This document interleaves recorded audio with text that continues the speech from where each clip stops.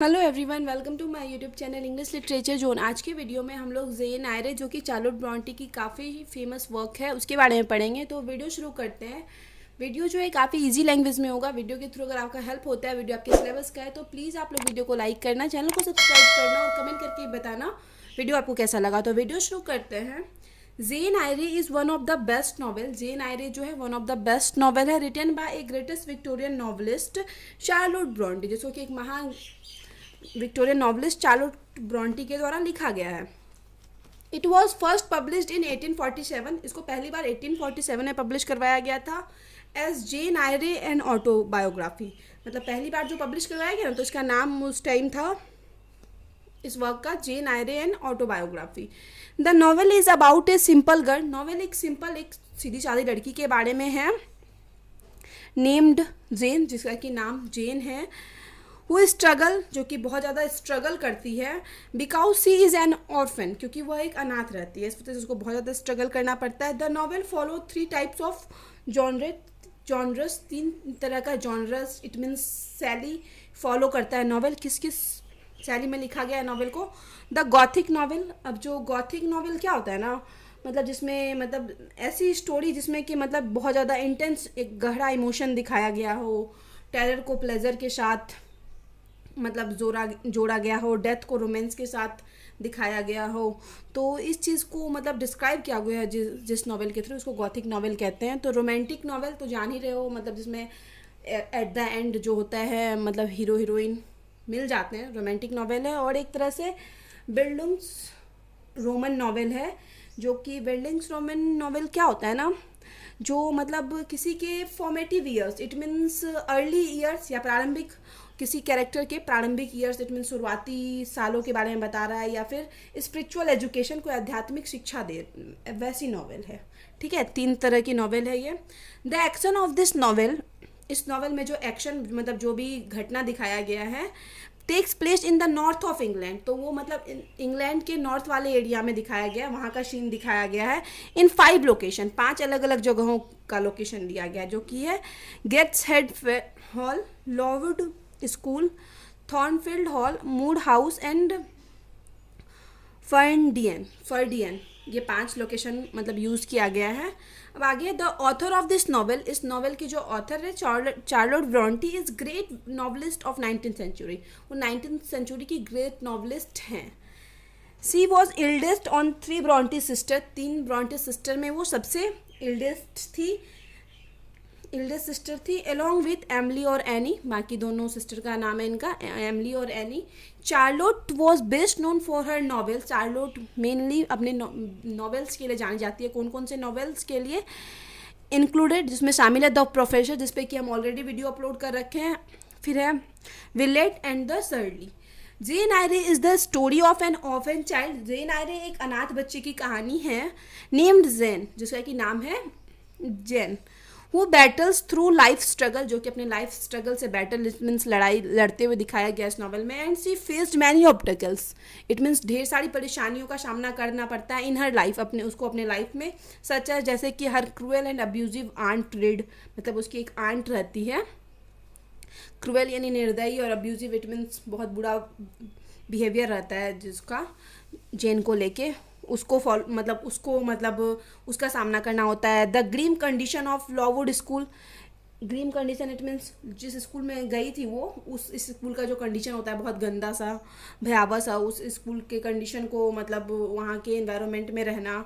Her love for Rochester के लिए उसका प्यार, and Rochester marriage to Bertha. और ये फिर ये सच सामने आ जाना कि रोचेस्टर ऑलरेडी शादीशुदा है बेर्था नाम की लड़की से। तो ये सब मतलब परेशानियाँ उसके लाइफ में आई थी, जेन के लाइफ में।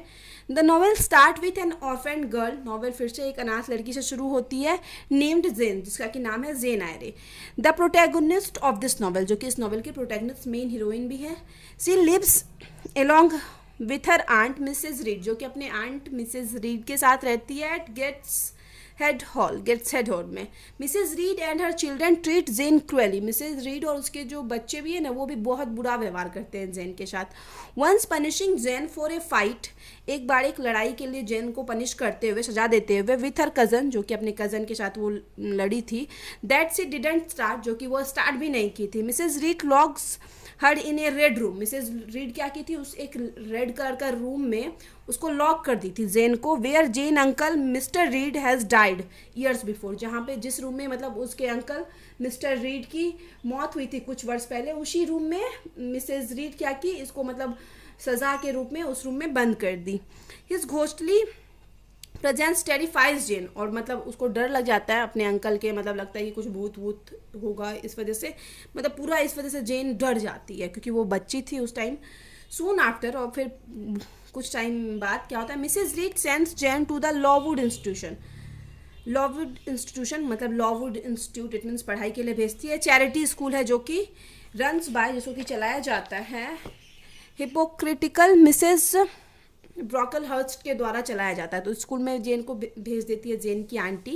एट लॉवुड, अब लॉवुड में Jane be friend another students Helen Burns, Jane दूसरे फ्रेंड मतलब दोस्त बनाती है जिसका नाम है Helen Burns, who helps Jane, जो कि जेन की मदद भी करती है। Once Jane is accused for being a liar, एक बार जेन पे आरोप लगाया जाता है कि वह लायर है, झूठी है। एंड दस बिकम्स डिप्रेस्ड, दस, और इस प्रकार क्या होता है, सी बिकम्स, सी मतलब वह डिप्रेस्ड हो जाती है। हाउएवर, हालांकि later on she has cleared of all the charges by Miss Temple, हालांकि क्या होता है बाद में सारा चार्ज हटा लिया जाता है मिस टेम्पल के द्वारा, मतलब ये क्लियर हो जाता है कि वो झूठ नहीं बोल रही है, कुछ गलत नहीं की है। एट लॉवुड, अब लॉवुड स्कूल में typhus breaks out resulting in the death of a number of school girl, typhus की वजह से, टाइफस एक तरह से बीमारी है जिसमें कि नो डाउट्स फीवर आ जाता है, मतलब वीकनेस हो जाती है, फीवर आ जाता है, इस वजह से मतलब क्या हुआ था, लॉवुड में बहुत सारी लड़कियों की, स्कूल गर्ल्स की मौत हो रही थी टाइफस की वजह से, इंक्लूडिंग हेलन बर्न्स, जिसमें कि हेलन बर्न्स भी मर जाती है, मतलब जेन की जो बहुत अच्छी फ्रेंड है वो भी मर जाती है। Jane remains as a student, Jane रहती है as a student for 6 year, मतलब 6 साल तक तो इस स्कूल में स्टूडेंट रहती है। And works as a teacher for 2 years, और 2 साल तक एज ए टीचर काम करती है उसी स्कूल में। आफ्टर दैट, और उसके बाद she decides to change the job, वो डिसाइड करती है कि वो अपना जॉब चेंज करेगी। Jane is gets a job of governance to a young French girl named Adela, तो जेन को एक वर्क मिलता है कि एक गर्ल की गवर्नेंस, इट मीन्स एक गर्ल की देखभाल करने का, उसको पढ़ाना, ये वो सारा कुछ का देखभाल, जो कि जिसका नाम अडेला है, वो एक फ्रेंच गर्ल है। एट द थॉर्नफील्ड हॉल में। फिर there she feels quite comfortable, वहाँ पे जेन को थोड़ा कंफर्टेबल ठीक फील होता है, लगता है। Once while she is out for a walk, जब वो एक बार वॉक के लिए बाहर गई हुई थी, a man fall of a horse, एक देखती है, क्या देखती है कि एक मैन है ना, एक हॉर्स पर से गिर रहा था। And Jane helps him getting up, Jane उसकी मदद करती है उठने में। Jane return back and finds the same person there, Jane फिर से वापस आती है, मतलब कहाँ वापस आती है, थॉर्न्सफील्ड हॉल में, और फिर से उसी इंसान को पाती है। दस इस प्रकार से is introduced to mister Rochester, और इस प्रकार उसका यहाँ पे मतलब मिस्टर रॉचेस्टर से मिलना होता है। ए मैन ऑफ 38, मतलब एक आदमी जो 38 ईयर का है, who is owner of the Thornfield Hall, जो कि ऑनर भी है, थॉर्नफील्ड हॉल का मालिक है। आफ्टर सम टाइम, कुछ समय बाद, Jane and Rochester becomes good friend, Jane और रोचेस्टर काफ़ी अच्छे फ्रेंड बन जाते हैं। जेन टेल्स हिम, जेन उसको बताती है अबाउट हर पास्ट लाइफ, अपने पास्ट लाइफ यानी पुराने लाइफ में के बारे में, शुरुआती टाइम उसका कैसा रहा। वन नाइट, एक रात, Rochester bed is set to fire, Rochester के बेड में आग लग जाती है बाय सम अननोन पर्सन, मतलब किसी अननोन पर्सन के द्वारा उसके बेड में आग लगा दिया जाता है। हाउएवर जेन सेव हिम, हालांकि जेन उसको बचा लेती है। Jane secretly falls in love with Rochester, Jane को अब क्या होता है, मतलब प्यार होने लगता है किससे, रोचेस्टर से। Once Mister Rochester holds a party of English aristocrats to Thornfield में एक बार मिस्टर रोचेस्टर पार्टी रखता है, मतलब सारे पैसे वाले आदमी के लिए, इंक्लूडिंग द ब्लैंचे, जिसमें कि ब्लैंचे भी आती है। सी एम्स टू मैरी हिम, अब ये जो ब्लैंचे है वो शादी करना चाहती है रोचेस्टर से, बट लेकिन mister Rochester asks Jane to marry, mister Rochester क्या करते हैं उस पार्टी में, जेन से पूछते हैं शादी के लिए, एंड जेन एक्सेप्ट, और जेन स्वीकार भी मान भी जाती है। Rochester hastily prepare the wedding, Rochester मतलब बड़ी शीघ्रता से, बड़े खुशी नहीं था, मतलब शादी की तैयारी करते हैं।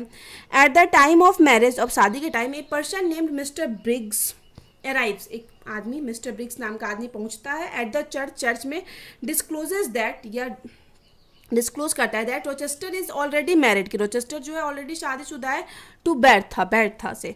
मिस्टर मैशन बेर्थाज ब्रदर, बेर्था का जो भाई है, अपीयर्स टू कंफर्म दिस, वो वहाँ मिस्टर मैशन आ जाता है ये चीज़ कंफर्म करने के लिए कि हाँ ये सही है कि मेरे भाई बहन से ये शादी किया हुआ है।